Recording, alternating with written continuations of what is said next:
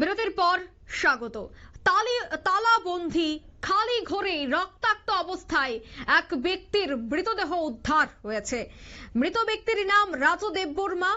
তবে রাজু দেববর্মার মা, বোন এবং আত্মীয় পরিজনদের অভিযোগ যে তার স্ত্রীর তাকে মেরে হত্যা করেছে।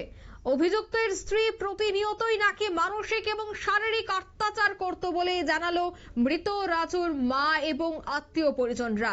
তবে এই ঘটনায় কিন্তু রীতিমতো এলাকা জুড়ে চাঞ্চল্য ছড়িয়ে পড়ে।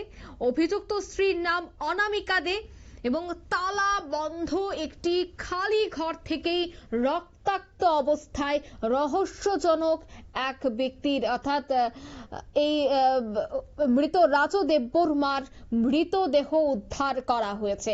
তবে অভিযোগের তীর কিন্তু সোজা তার স্ত্রীর দিকে, কারণ অভিযোগ যে তার স্ত্রী নাকি প্রতিনিয়ত শারীরিক এবং মানসিকভাবে নির্যাতন করত। তবে তার এই মৃত্যু কিভাবে এবং এই রহস্যজনক মৃত্যুর পেছনে কি কারণ রয়েছে সবটাই কিন্তু পুলিশ তদন্তের পর বেরিয়ে আসবে। তবে সে বিষয়ে সংশ্লিষ্টদের কি বক্তব্য শোনাচ্ছি। ঘরে রাখিয়া এরা ঘর দুয়ার তালা দিয়ে, গেটে তালা দিয়া, ভদ্র মহিলা ওনার স্ত্রী হয়তো বাপের বাড়িতে গেছে গিয়া, এবং আজকে মারা গেছে হয়তো 3-4 দিন আগে। ডেড বডির থেকে পচা গন্ধ বেরিয়েছে, মুখে তার দাগে রক্তের দাগ আছে এবং নাক দিয়ে ব্লাড বেরিয়েছে। তারপরে অনেকগুলি চিহ্ন, তার মার্ডারের চিহ্ন আছে, পেট ফুলো, তার থেকে দুর্গন্ধ বেরিয়েছে।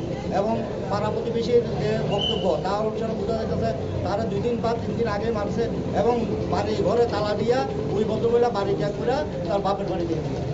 আজকে সন্ধ্যার সময় আমরা খবর পাইছি, খবর পাই জীবিত আইছি।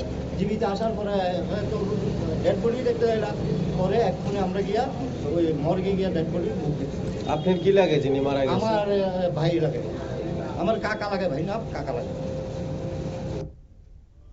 আপনারা শুনলেন পরিবার পরিজনের বক্তব্য। তালাবন্ধী ঘর থেকে এই রহস্যজনক মৃতদেহ উদ্ধার হয়েছে। খুনের অভিযোগে কিন্তু ব্যাপক আলোড়ন।